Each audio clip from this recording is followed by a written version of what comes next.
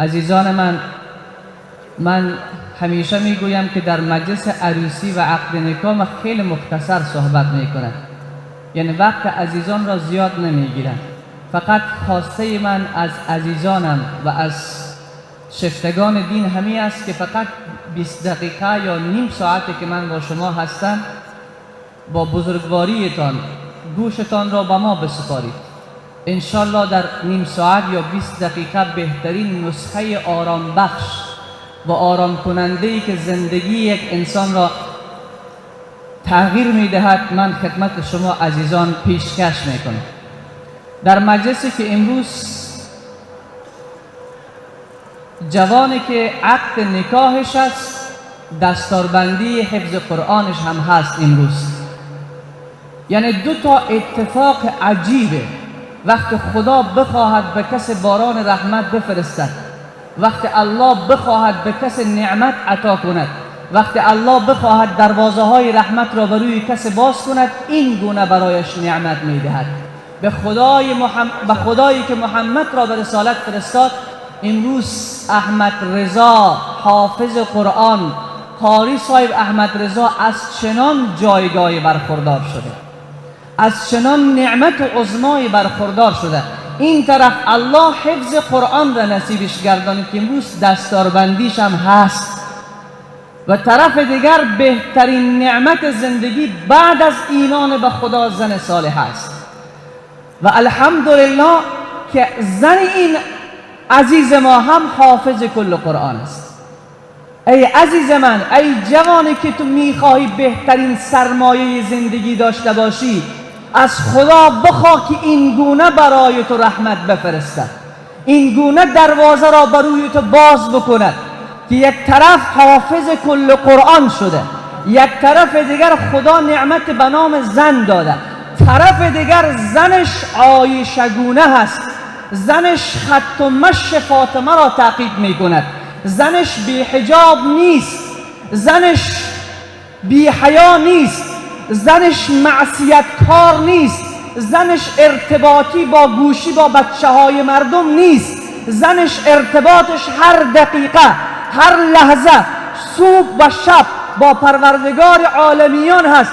هر وقتی که قرآن باز می کند این دختر مستقیما ارتباط با الله میگیرد. تکبیر تکبیر تکبیر. مستقیما ارتباطش با الله.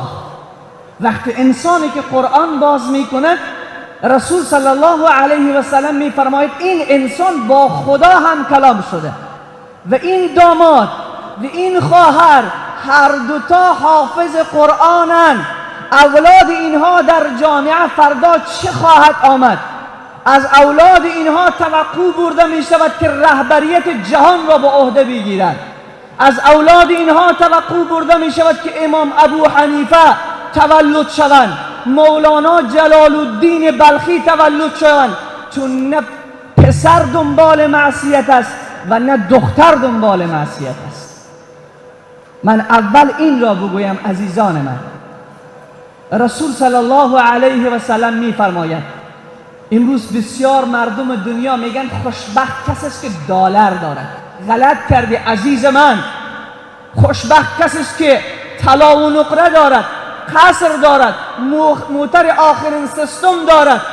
او در فلانی کشور که تمدن پیشرفت دارد زندگی میکند. نه، خوشبخت اون نیست. اگر خوشبخت می بودن خودکشی نمی کردن. اگر خوشبخت می بودن امروز بدبختترین کشورهای دنیا کشورهای متمدن است. آمریکا فعلا حرف اول را در دنیا میزند، ولی از لحاظ فساد اخلاقی ضعیفترین و نابودترین کشور کره زمین شناخته می شود.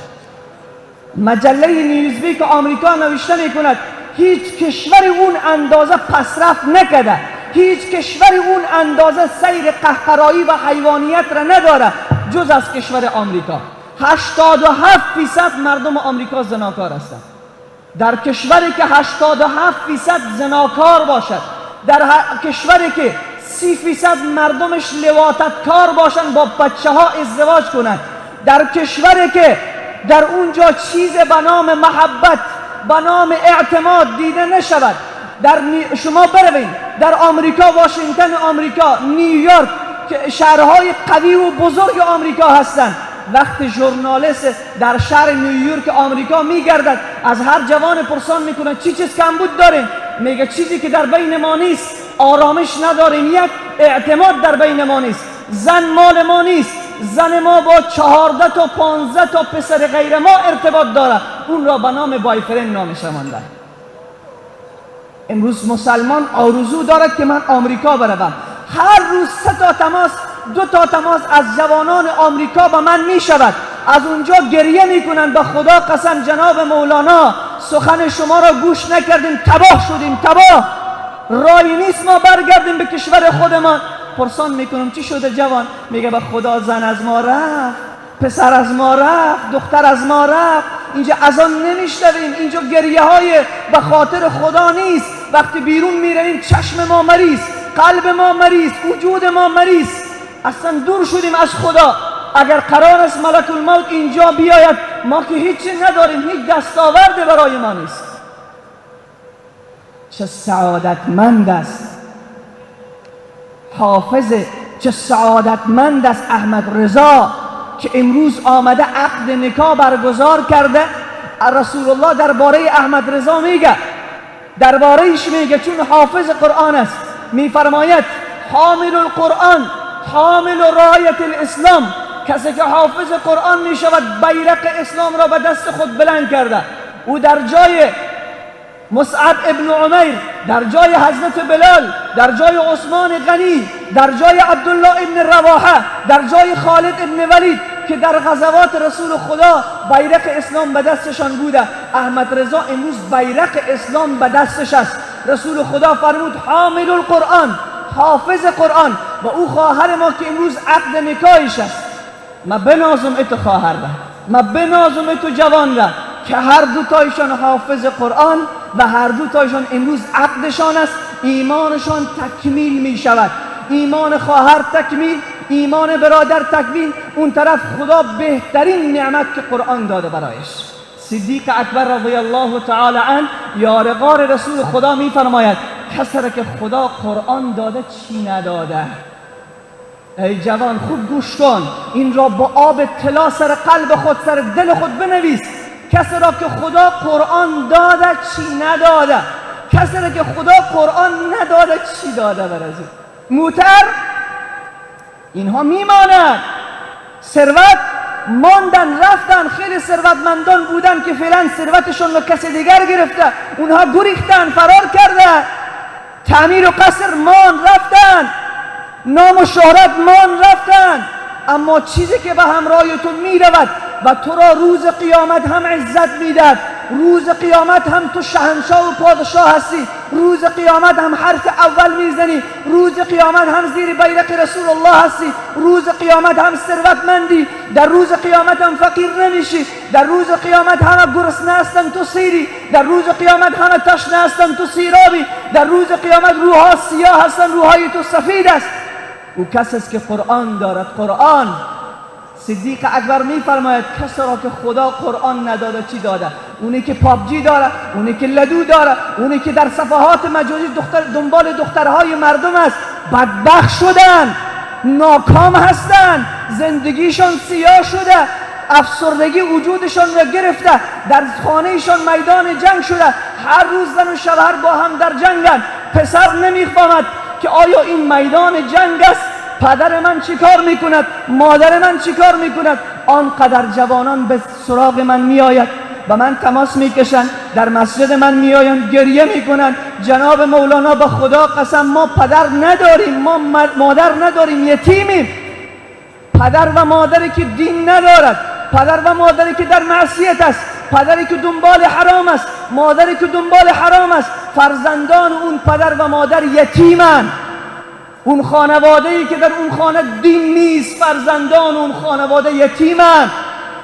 در خانواده‌ای که دین نیست، فرزندان اون خانواده فقیرند، هیچی ندارند. ما اشتباه کردیم عزیزان من، ما را چک غلط دادن، آدرس غلط دادن. امروز جوان در یک جاده‌ای قرار گرفته، این طرف هم سعی میکنه تاریک، او طرف هم سعی میکنه تاریک. به زن خود میبیند زن به سخنش گوش نمیکند، به مادر خود میبیند که مادر مصروف خود است، به پدر میبیند پدر مصروف خود است. این جوان بیچاره درمانده کجا برود؟ با کی راز دل بکند؟ با کی آرام بشود؟ کی سخنش را بشنود؟ کی مرهم برای زخمش بگذارد؟ به خدا دختران تماس میکشند. در بخش فرهنگی ما قاری صاحب عبدالشکور که شهیر مشهور است اینجا هستند، شما از اینها پرسان کنین، از تاجیکستان، از قزاقستان، از روسیه، جرمنی، کانادا، دبی، عربستان، خود افغانستان، صدها تماس هر روز به اینها میگیرن که شماره مولانا را بده. بعد از اینکه به من تماس میکشن گریه از پشت گوشی، جناب مولوی صاحب ما که ندانستم زندگی. خواهر تماس میگیرد من خودکشی میکنم، چی میشود؟ خواهر تماس میگیرد زندگی من به جهنم تبدیل شده، برادر من در معصیت و گناه است، پدر من در معصیت و گناه است، مادر من در معصیت و گناه است. 23 سال سن من شده، کس دنبال شوهر من نمیگرده که من شوهر دارم یا ندارم. مرا به کسی دادن که شراب می نوشد، زنا می کند، ارتباط های نامشروع دارد، زنکباز است به اصطلاح خیلی ساده تر. واقعا جایی بسیار درد است. اگر از مسلمان پرسیده شود عزیز من امت کی هستی؟ میگه امت محمد صلی الله علیه و سلم. بنده کیستی؟ الله. کتاب تو چی هست؟ قرآن. کدام طرف نماز میخوانی؟ طرف قبله. از پیشش پرسان که عزیز من آیا میدانی که سود در قرآن حرام گفته شده؟ آیا میدانی که رشوت به قرآن حرام گفته شده؟ آیا میدانی که ارتباط نامشروع با دختران مردم در قرآن حرام شده؟ آیا میدانی که ارتباط نامشروع زنا هست؟ آیا میدانی که دروغ گفتن در شریعت حرام است؟ آیا میدانی که پابجی در شریعت حرام است؟ آیا میدانی که معصیت خدا و بینمازی در شریعت حرام است؟ تو که امت رسول الله هستی، تو که با عالم تمسخر میزنی، تو که سر عالم میخندی، تو که صدها مهر و تاپه با عالم میزنی، تو آیا آمادگی داری روز قیامت را؟ آمادگی سؤال نکیر و منکر داخل قبر را داری؟ آیا اسرائیل تو را ندیده؟ آیا خدا تو را فراموش کرده؟ آیا خدا نعوذ بالله چشمش کور شده که تو را نمیبیند؟ قطعا این گونه نیست. الله میبیند. ملک الموت هر 5 وقت نماز به صورت هر مسلمان نگاه میکند که خدا دستور کی را میدهد که جانش را قبض رو کنه. همین هفته ای که تر شد به من تماس کشیدن، یک جوان رفته پیش مادرش پول بده، مادر گفته پول ندارم. پیش بیبیش رفته پول بده، گفته پول ندارم. شاید برای پابجی میگرفته، شاید برای یک معصیت میگرفته. وقتی دیده این طرف و اون طرف پول نیست، رفته چادر مادر خود را گرفته، خود را حلق آویز کرده و جان داره. امروز جوان 17 ساله ما این گونه جان میدهند، در حالی که 17 ساله اصحاب پیامبر در صف جهاد با مشرکین و کفار نبرد میکردن و این گونه صدا میزدن فزت و رب الکعبه. وقت شمشیر میخوردن میگفتن رستگار شدیم، کامیاب شدیم، به خدای کعبه قسم است. امروز جوان برای این و آن جان میدهد. جوان به پدرش گفته آیفون برای من بخر، اگر نمیخری خودکشی میکنم. ای وای به حال این جوان، ای وای. آیفون برای من بخوان، یک آیفون نمبر جدیدی که 14 در بازار آمده، این را به من بخر و یا از کشور فرار میکنم. امروز جوان به کجا هست؟ بنازم به حافظ احمد رضا که این آیفونش آنتنای قوی داره که هر لحظه با پروردگارش در تماس است. حافظ قرآن، الله اکبر. حافظ قرآن 30 سپاره قرآن به دلش.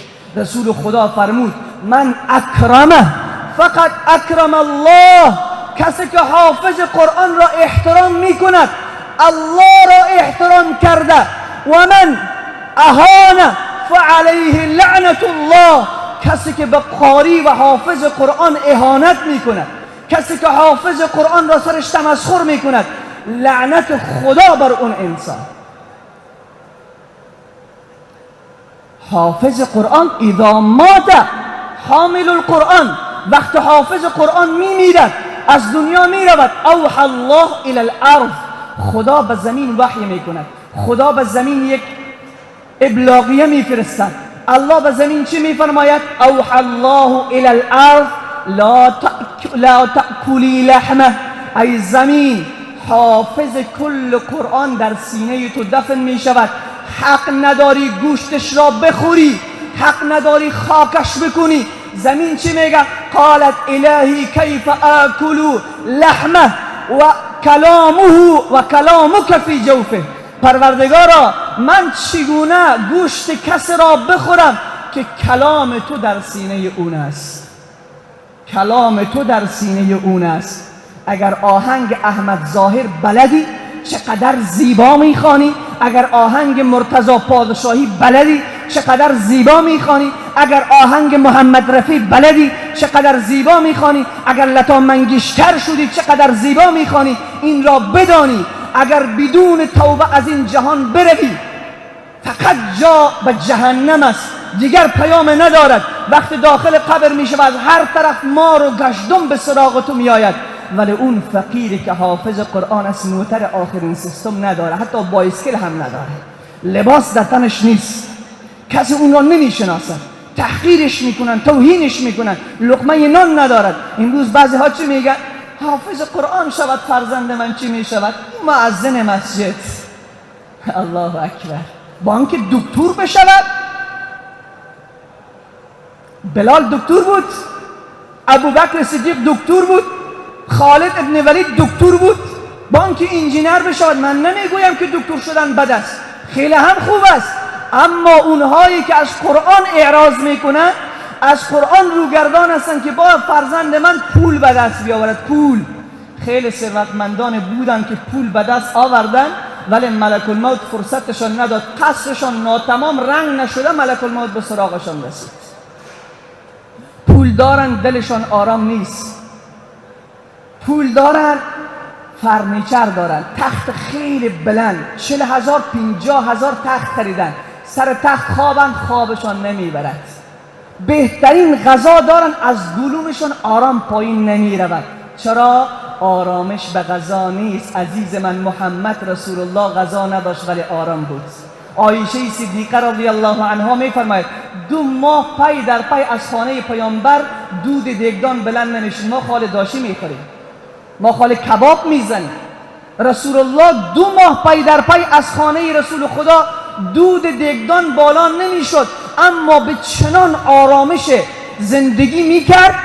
11 دانه همسر داشتن، نان خوردن نبود در خانه ایشان، ولی چنان آرامش درون داشتن، چون غذای روح نان نیست، غذای روح داشی نیست، غذای روح موتر آخرین سیستم نیست، غذای روح بهترین قصر و تعمیر نیست، غذای روح یاد خداست. الا بذکر الله تطمئن القلوب.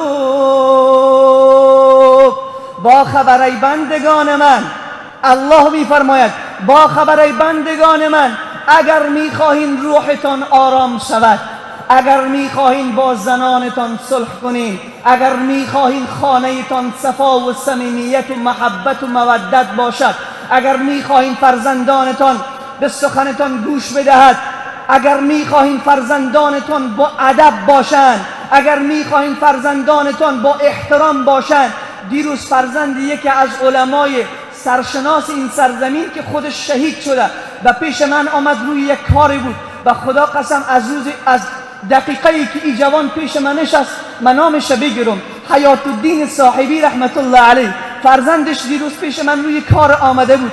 چند دقیقه پیش من من از شرافت اون، از احترام اون، از ادب اون، از الفاظ اون، از محبت اون، از آرامشی که در درون خود داشت، از تقوا و پرهیزگاری، از چهره با نور اون آرام شدم، درس ها گرفتم.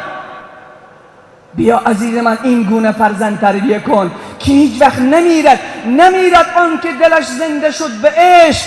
ثبت از بر جریده عالم دوام ما، مردن اونهایی که ایمان نبردن، مردن اونهایی که خدا نداشتن، زنده هستن و جاودانن اونهایی که الله داشتن. هنوز مولانا میشناسی؟ بهترین شفاخانه مولانا جلال الدین بلخی، مکتب نامش مولانا جلال الدین بلخی، پهنتون نامش مولانا جلال الدین بلخی. این مولانا چی داشت؟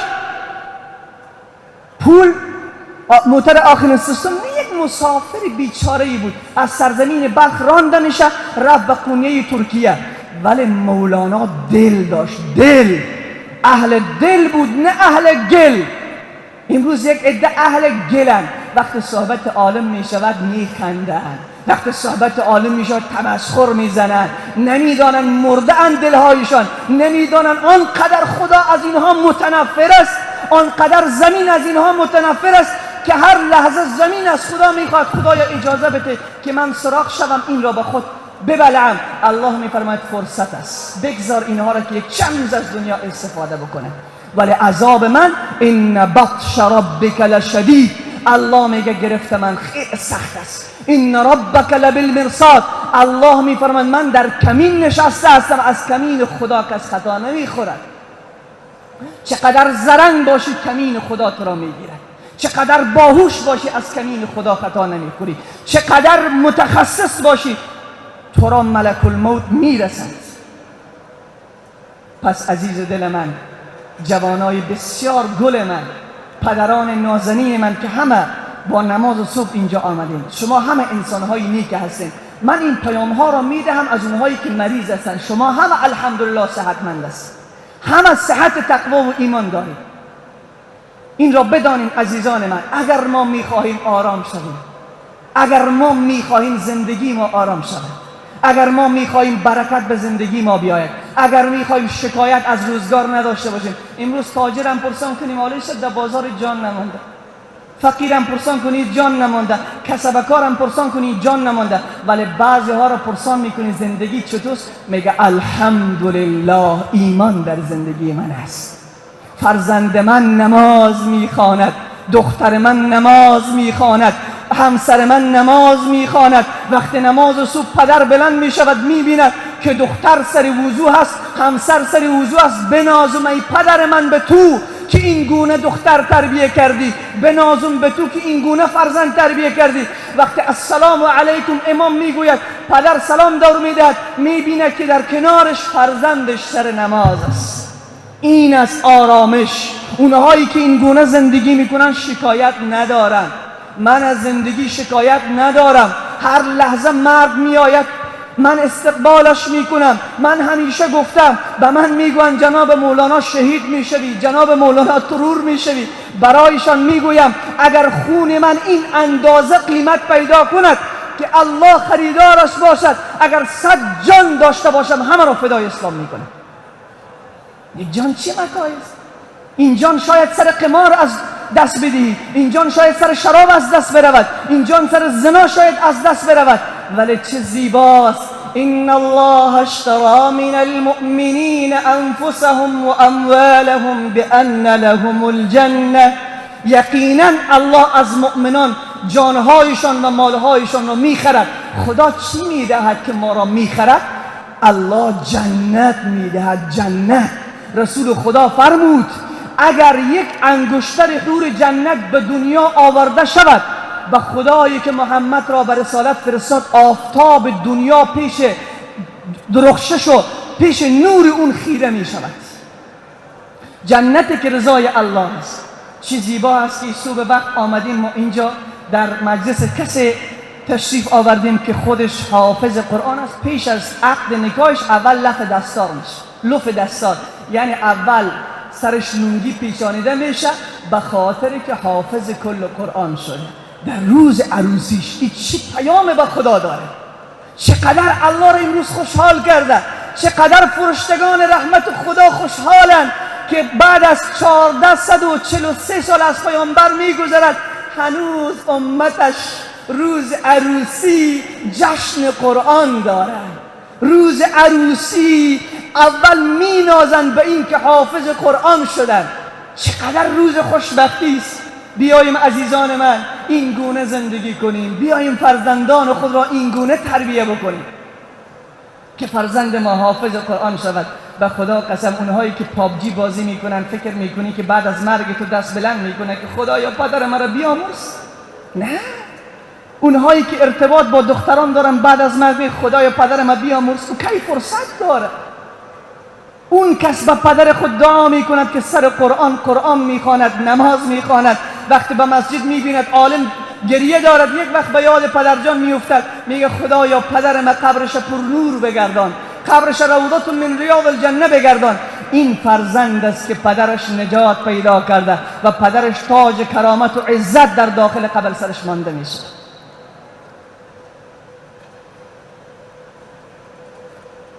عزیزان دل من 3 نکته هم درباره ازدواج عرض کنم، بعد دعا میکنم. رسول صلی الله علیه و سلم میفرماید ما استفاد المؤمن بعد تقوى الله خیرا له من زوجة صالحه.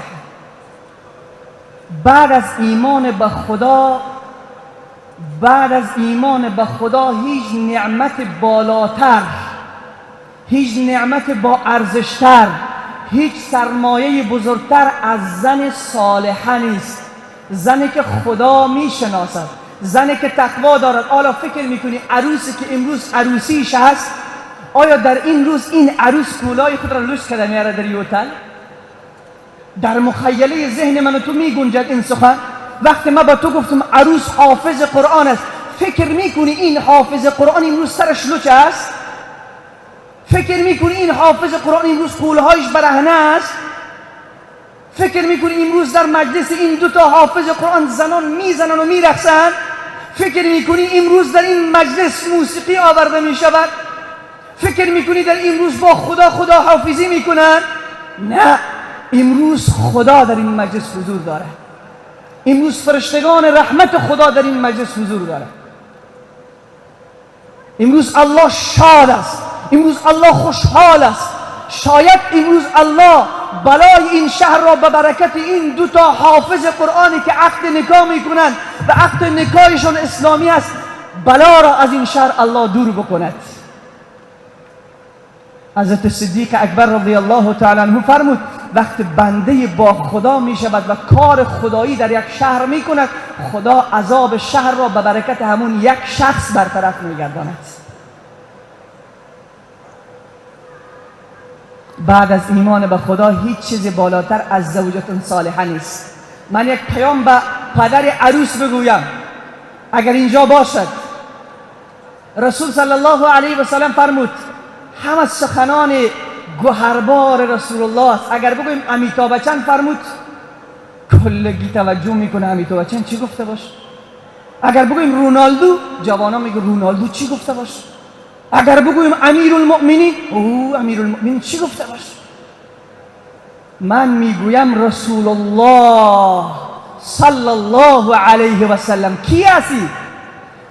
رسول الله سردار انبیا، رسول الله امام الانبیا، رسول اللهی که به برکتش این دنیا روشن است، رسول اللهی که اگر روز قیامت نباشد امت تباه هستند، رسول اللهی که اگر نمی بود امروز امت کلمه به زبان نداشتند، رسول اللهی که اگر نمی بود امروز دنیای نبود، رسول اللهی که در دنیا شهنشاه است، رسول اللهی که حرف اول میزند، رسول اللهی که 2 میلیارد مسلمان جانشان به کف دستشان از خود را فدای رسول الله میکنند. این شخصیت این کلام را میگوید. این سخن من بیچاره و حقیر و کمینه نیست، این سخن رحمت للعالمین است. فرمود اذا اتاکم من ترضون دینه و خلقه فزوجوه. آفرینت ای پدر عروس، آفرینت، سعادت برای تو نصیب باد. خدا تو را در دنیا و آخرت نیکبخت و کامیاب بگرداند که تو سخن رسول خدا را قبول کردی و جان دل. فرمود وقت داماد پشت دختر شما می آید که 2 چیز دارد، یکی دین دارد دیگر اخلاق دارد، یکی دین دارد دیگر اخلاق دارد. فزوجوه، دختر خود را بده. نگو که اولی ندارد، اولی کرایی میشینه.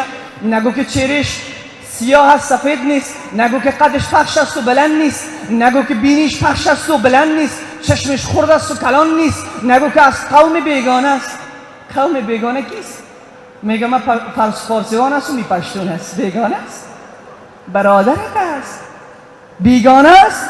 انما المؤمنون اخوه، برادر توست. بیگانه است، امت رسول الله است. بیگانه است، بنده الله است. بیگانه است، در جنت با تو یک جا داخل می شود. شاید هم از تو مقامش بلند باشد. با بیگانه ها ارتباط نداریم ما. کی بیگانه است؟ دختر مال مردم است. کی گفته؟ میگن می بچه میراث بده، بچه موتر بخرید. دختر مال مردم است. ای وای به حال تو. دختر مال مردم است. رسول الله میفرماید دختر فاطمه پارتن وجود من است. کسی که فاطمه را خفه بکند مرا خفه ساخته.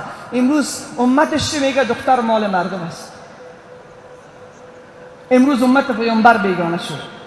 امریکا دوستای خارجی شده، مسلمانی که میگه لا اله الا الله بیگانه شد. زمانی که این مرز را برداشتیم که پشتون و تاجک و ترکمن و اینها گرده هم جمع شدن و یکی دیگر را در آغوش کشیدن و گفتن برادر عزیز من تو سوره فاتحه میخوانی؟ 32 مرتبه هر روز در نماز سوره فاتحه میخوانی. میدانی که در سوره فاتحه الحمد شریف چی میخوانیم ما؟ اهدنا الصراط المستقیم. ولی چی کنم که امت از قرآن بیخبره؟ چی کنم که لفظ قرآن رو امت بلد نیستن؟ ما به تیک تاک و پابجی و لدو و فیسبوک و تیک تاک و اینها وقت داریم، ولی کجا شده که جوان قرآن را باز کند، یک صفحه قرآن بخواند، بعد ترجمهش ببینه که الله چی پیام برایش داده. مسیج و پیام دخترها را خیلی چند بار میخوانیم که چند دفعه جیگر و نفس و جان گفته، ولی نمیدانی که خدا چقدر جیگر گفته به تو، چقدر جان گفته به تو، چقدر بنده ایم گفته به تو، چقدر ناز داده من تو را، ولی فرصت نداری. اهدنا الصراط المستقیم معنیش چیست؟ خدایا کل ما را هدایت کن. پشتون، تاجک، ازبک، ترکمن، هزاره، پشه‌ای، امریکایی، روسی، جرمنی، هر جایی که مسلمان است کل ما را پروردگار را هدایت بکن. در دعا چی میگی؟ ربنا آتنا فی الدنیا حسنه. خدایا در دنیا برای ما، نمیگوی برای من، برای ما.